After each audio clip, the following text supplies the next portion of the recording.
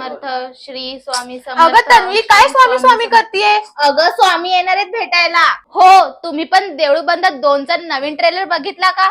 आणि तो बघून तुम्ही माझ्यासारखं स्वामीमय झालात ना? चित्रपटातून आपला तो डॅशिंग सायंटिस्ट म्हणजेच गश्मीर महाजनी अचानक गायब झालाय. पण यामागचं खरं कारण माहितीये का? सगळ्यांनाच वाटत होतं की पार्ट 2 मध्ये गश्मीरच असेल, पण दिग्दर्शक प्रवीण तरडेंनी यावेळी खूप वेगळा विचार केलाय. पहिल्या भागात एका नास्तिकाची गोष्ट होती, पण या दुसऱ्या भागात मुख्य विषय एका कष्टकरी शेतकरी महिलेचा संघर्ष आणि तिची स्वामींवरील अथांग श्रद्धा यावर केंद्रित आहे. म्हणूनच गश्मीरऐवजी मुख्य भूमिकेत थेट स्नेहल तरडे यांची निवड झालीय.